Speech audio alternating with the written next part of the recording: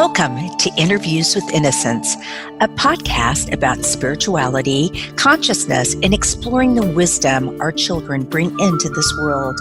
I believe that our very young children are our greatest teachers.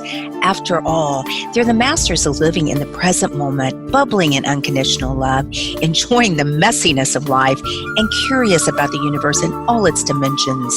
The pure essence that young children exhibit lives within all of us. My hope is that these interviews will help us discover, embrace, and connect with the sacred core of childhood that resides within each of our hearts. I am your host, Marla Hughes.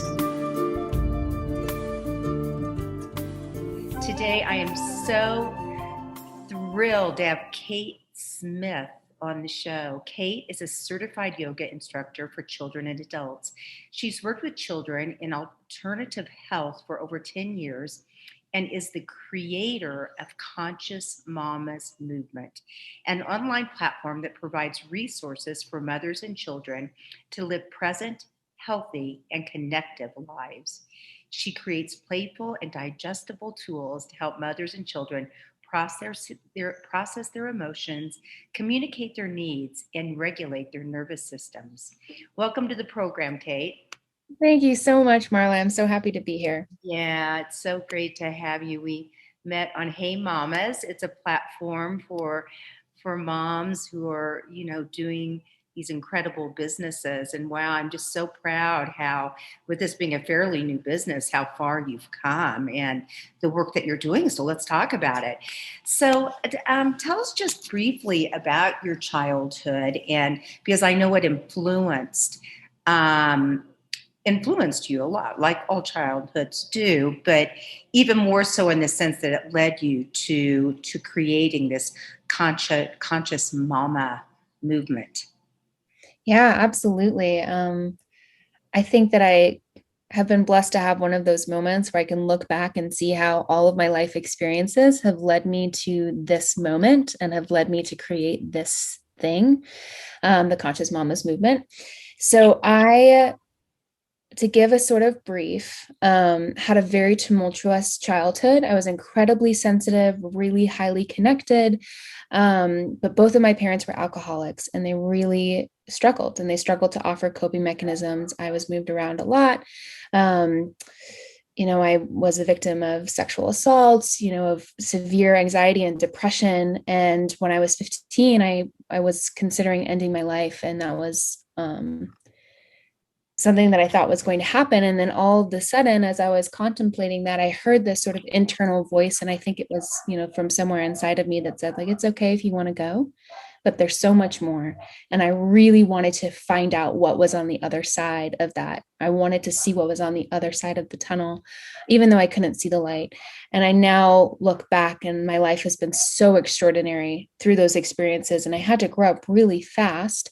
And I think that has propelled me to be where I am now. I'm 24 and I have a child and I have a business. And I believe that the information that I'm putting forward that's coming through me is really pertinent for this moment in time. So how do you think that, it sounds like you must have been a really intuitive child, and because I don't think most people would say at 15, I heard this voice or I had this download, which we know that everyone gets those, but many are not aware, so don't really hear them. And if they do, they think it's just their imagination. So I know a lot of the researchers that I've talked to, they say that when people have these tumultuous childhoods, which I had a bit of one too, not a bit of one also, that especially with sexual assault, that you will leave your body sometimes. Did that happen to you? I actually have very few physical memories of my childhood. My life memories start at about 11, maybe 12. And prior to that, I feel like I was very disassociated from my body. Even though my sexual assaults occurred when I was a teenager, I I definitely think so. I think that I wasn't in a safe place. And so part of my spirit was sort of contracted and not fully in my body. And that sort of reawakening and recentering happened for me really when I found yoga, when I found a way to connect with my body, which was when I was 16. Right. Did you have a good friend support system then? I didn't, I had a lot of, I mean, I would definitely call them angels. I would call them, and they were physical people on Yeah, here on this the plane. angels. Family members or teachers or people who really wanted to help me. And unfortunately, because of the legality of you're owned by your parents, and sometimes your parents are not the people who are making the best decisions for themselves or for you, there was a lot of litigation involved in that. And so I kind of just had to make the best of my situation until I was a legal adult, until I was 18. Wow. So you talk about present parenting and tell us about that. Yeah. Yeah. Well, parenting is an ever ongoing journey, but present parenting is when you're able to show up. You're able to show up energetically, mentally, physically in the moment. So it's any present practice, but you're bringing it to your interaction with your child. And conscious parenting is really when you become aware of all of the things that you carry and how you interact with the world and how that influences your relationship with your child and what you're bringing into the relationship. So it can be, translated to anyone, into any relationship, even if you're not a parent. Right. I watched a few of your videos or clips on your website where you're doing yoga with Jefferson. How old is he now? He's almost a year. He's almost a year. Okay. Yoga and meditation. How do you suggest people get more into with our chaotic lives into present parenting? Yeah, it starts with just little moments. It really does. It doesn't have to be a lot of time. And I think that that's what defers people and particularly parents from engaging in yoga mindfulness practices. But really, all it is it's taking a moment to quiet, to settle down, to take a deep breath, to come into this moment. And we know that the science of the nervous system is that when you take long exhales, and when you breathe in through your belly and have that expansion in the diaphragm, you are stimulating your nervous system to relax and to digest, to come into the present moment. So it's really just one breath at a time. And it's taking those moments throughout the day. It doesn't have to be necessarily that you're sitting on your mat for an hour. I do it throughout my day where I'm just checking in with myself. I'm taking a bigger breath. I'm seeing if I can hear the sound of my breath because it brings me into the present and it brings me back to being with my son. Right.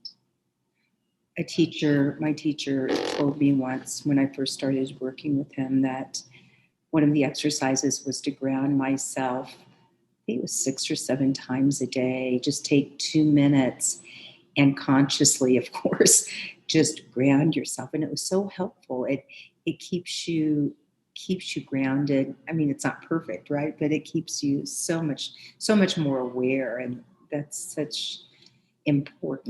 so important. What are the 3 C's of conscious communication? Yeah. So one of the downloads since I started this business, I've had so many really beautiful downloads. And one of them, when I was lying awake at night, was the 3 C's of conscious communication, which are curiosity, consent, and compassion. And it's essentially just values and pillars of ways that we connect and communicate. And I focus it particularly on how we interact with our children. I really value consent with kids, asking them if it's okay to touch them, if they want affection, or if they don't, respecting their yeses and respecting their nos.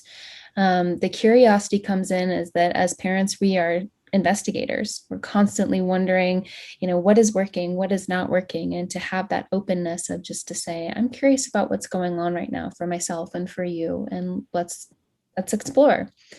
And then also the third one is compassion, which we all need, and I think can sometimes be esoteric, which is one of my biggest passions, is to take these sort of larger concepts, like to be compassionate or to ground, and to make them into really tangible tools and steps. So one of my favorite compassion tools is actually involved with somatic tapping, where I cross my hands over my chest and I tap slowly on each opposite shoulder. And I tell myself, I'm doing my best, and everyone around me is doing their best. And it puts it in a really tangible format while it's also regulating my nervous system. So those are the 3 C's of conscious communication in my world. That's a great exercise.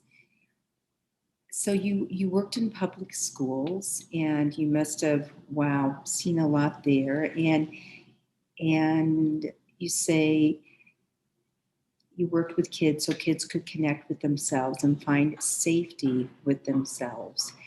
How did you do that? And how do you feel we could bring this conscious movement with children into the schools or into more of a general setting? Yeah, there's a lot of big questions there.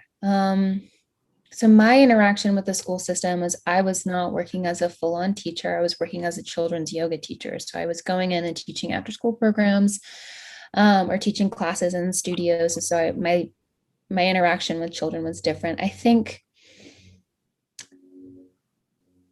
I would love to see conscious interactions and conscious communication with our kids on a broader scale. And I don't necessarily know if it's going to happen within the structure and framework of our current public education system.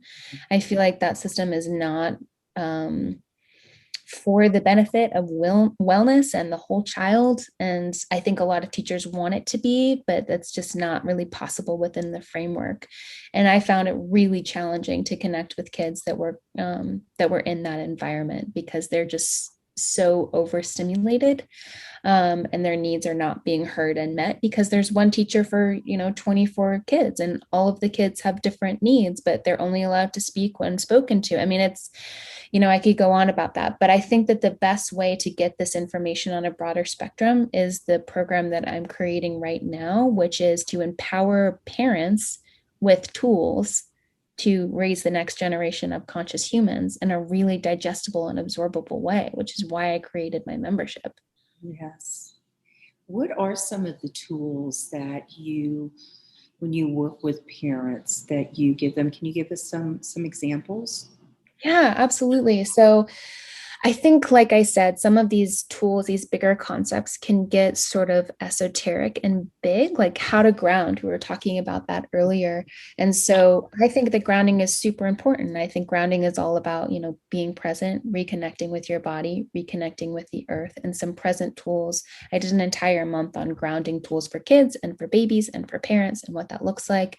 So just to give a couple, for children, really, and for adults, for anyone, getting our feet in the earth, grounding, earthing, super important, really easy to reconnect. I also create and offer these sort of songs that you can share with your kids. They're really short, but I think that music is one of the best ways in order to communicate with children. If you feel safe with it, I'd love to share one. I'll share the grounding one. Absolutely. Yeah, actually, I'm going to share this one that I just made. It's called the How I Am song, which teaches children how to connect with how they are, with what they need in the moment. And it Right. goes like this. When I want to know how I am, I stop and listen. I close my eyes and I take a big breath. I stop and listen. What does my heart feel? Are my thoughts kind? What does my body need? I stop and listen.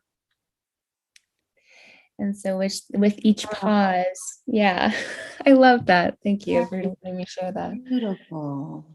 Thank you. Yeah, so for with each pause, the hope and the prompt is that we take that time to close our eyes and to check in, to listen to the responses that come when we ask those questions. Right. What a beautiful thing if that would start a day at school. children singing that, preschool children singing that, or maybe even older. Yeah, Yeah. absolutely. I have talked to some people though who are taking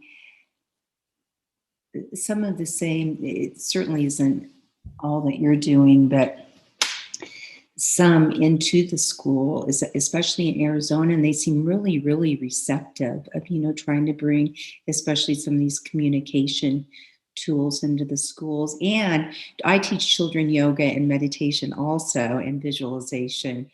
And what a great place. Do you have any stories about a child? I know this wasn't in your questions, but that kind of blew you away, that when you first started teaching them yoga, and I don't know, maybe something someone said, or Yeah, I've had a lot of experiences like that because I've gotten to work with hundreds of kids now, and I feel really blessed about that. But there's one that comes to mind. I was teaching in a studio, and this young girl came in, and I just remember her feeling really safe in the space. And especially if there were times when, the class was ending and it was just her and me while her caregiver was coming. And I remember her telling me things about like her very unstable home life and, parents in prison and just like things that were blowing me away, were giving me chills, and it inspired me in so many ways to create the skills that I did, because I wanted to I only got an hour with these kids, and I wanted to give them a way for them to feel safe within themselves, for them to find home within themselves. Um, but her openness with me, and also her ability to just come into a space and feel safe enough to share, and she would just sit there and color, and she'd do all the poses, and it felt like i I was doing something right. I don't know, it felt really aligned. energy. Mm-hmm.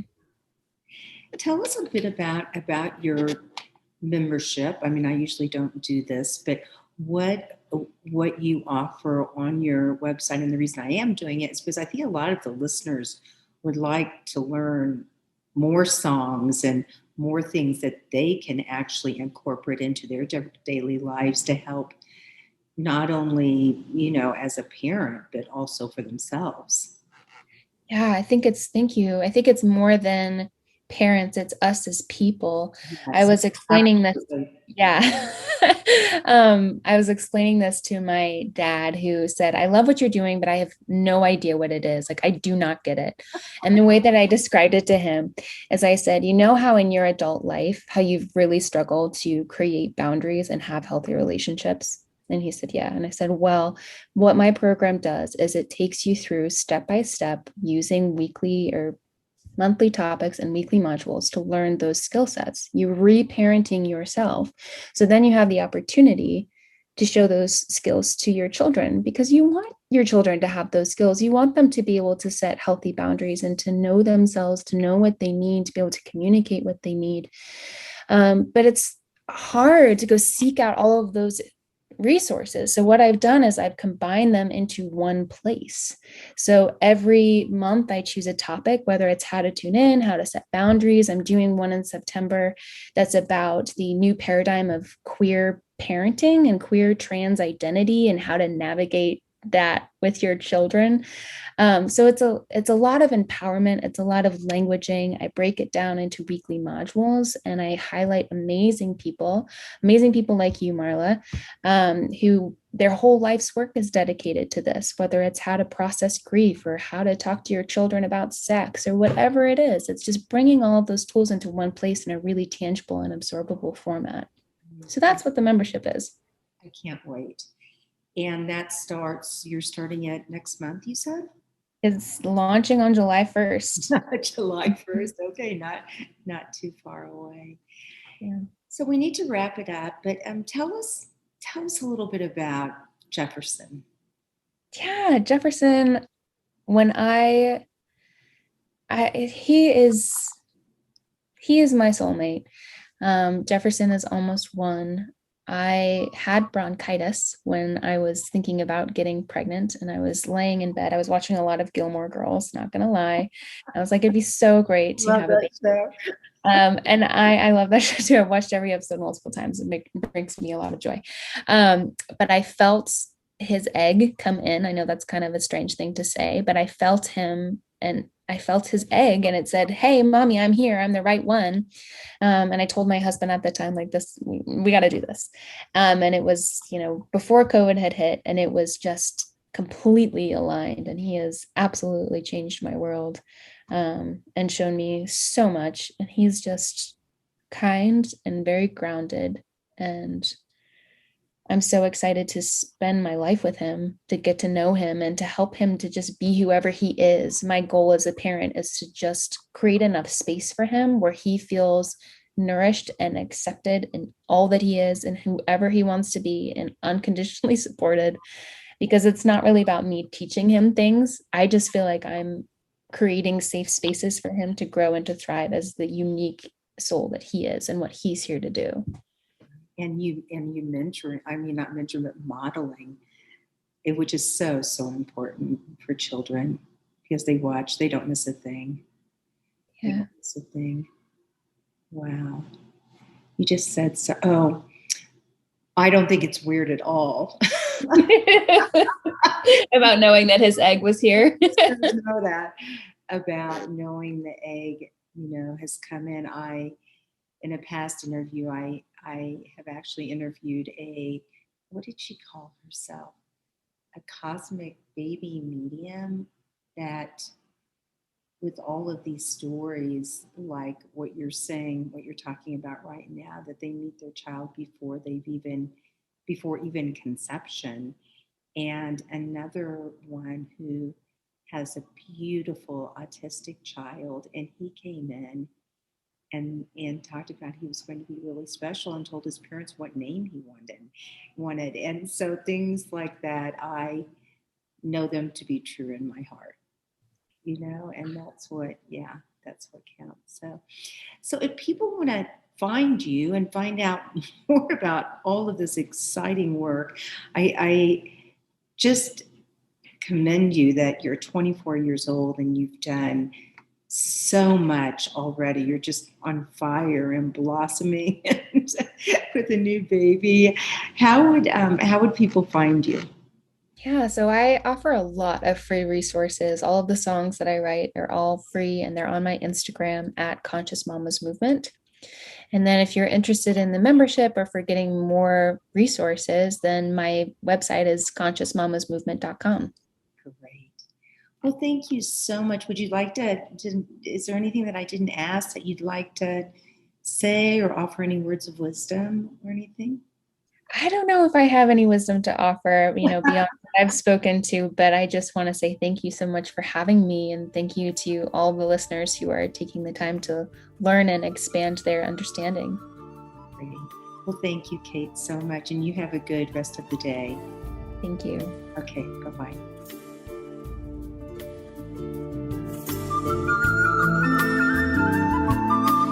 Thank you so much for listening in today. If you want to learn more about the show, you can find us at interviewswithinnocence.com and on Facebook or Instagram at Interviews with Innocence. Please write me a message, tell me what you liked, and let me know what else you would like to hear. I would love to hear from you. And if you liked what you heard, please leave us an iTunes rating and review. It helps other listeners find the show. Thank you.